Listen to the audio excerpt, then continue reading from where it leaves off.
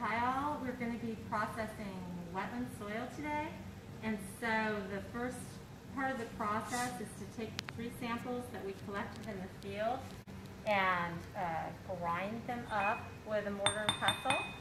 And then we'll sieve all the large pieces out and we'll place that ground up soil into a labeled bag that is associated with the sample number. So this process, this entire soil process it's very critical to keep track of the sample ID numbers and make sure that all the bags and foil and crucibles and stuff that you put stuff in is labeled, or that you put the soil in. So anyway, so let me get started with the mortar and pestle.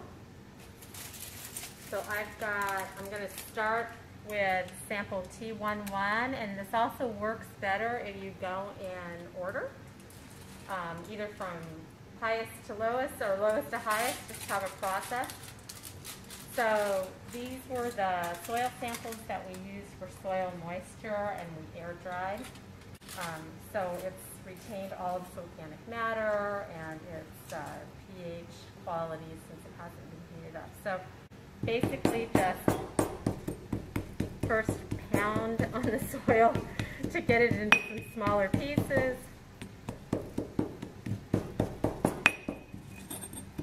And then you can incorporate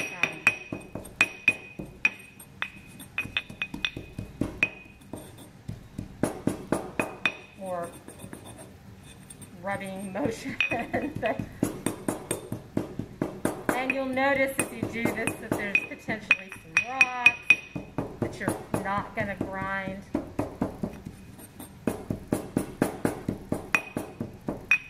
So you may need to work on each sample for a minute.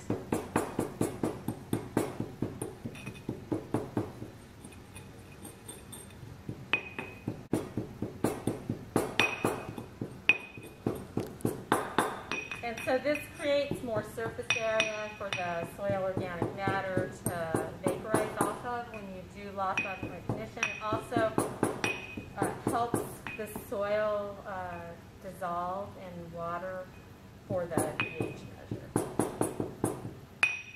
so that's pretty good. And so between samples, you definitely want to have a damp cloth or paper towel to wipe down the mortar and pestle. Okay, so I used 2 pieces of foil, just in case the top one tears, at least you have the bottom one to catch the soil. And then